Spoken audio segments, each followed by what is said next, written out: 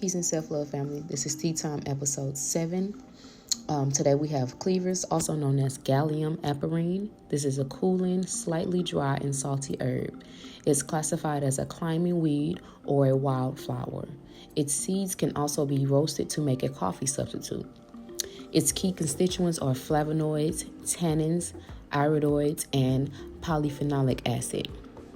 This herb is a powerful diuretic and is also known for its ability to treat skin issues like eczema, psoriasis, and seborrhea. I would also recommend this herb to treat actual outbreaks during an HSV outbreak.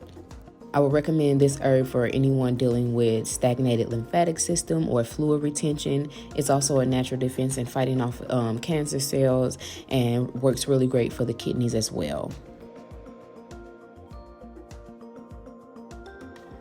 This herb is included in my lymphatic strong tea, kidney and adrenal support tincture, my womb cleanser capsules, and my all-purpose seasoning.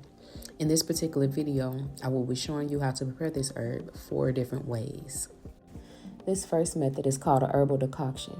This method is used more commonly to pull healing constituents from herbs like barks, roots, berries, and nuts.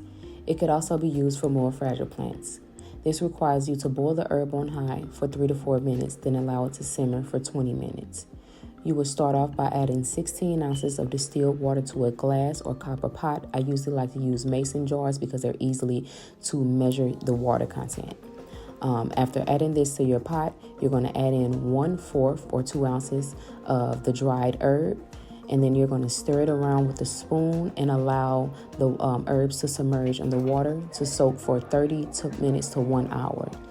After soaking for 30 minutes to 1 hour, you're going to turn the stove on, turn it on high, and allow it to boil for 3 to 4 minutes.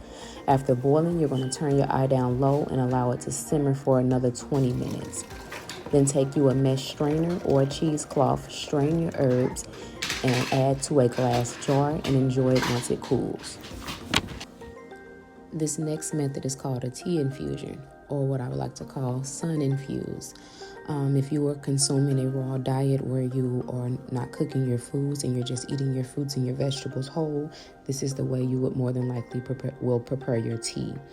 You would take 1/4 cup or 2 ounces of dried herb, add that into a glass mason jar, add you some distilled water at room temperature and allow the water to submerge all the herbs.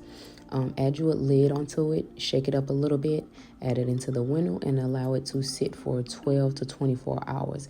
And make sure you're just putting it, somewhere where the sun is lightly exposed and not too much.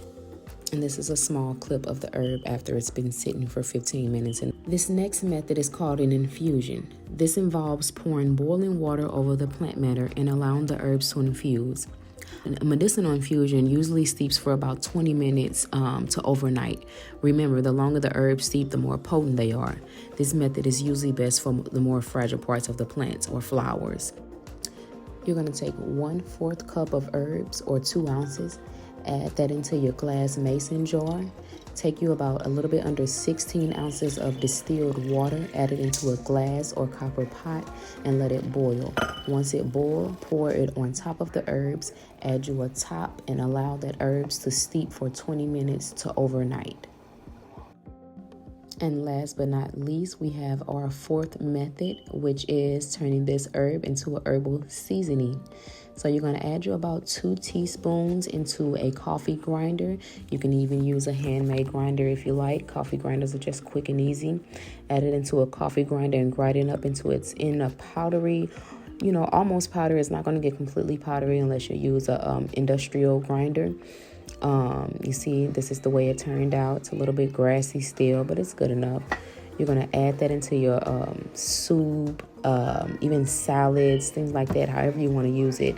I usually like to like it in a good lentil bean soup. I've been getting a lot of inquiries about how to properly prepare these herbs, so I truly hope this helps those who are seeking the knowledge. Peace and love, y'all.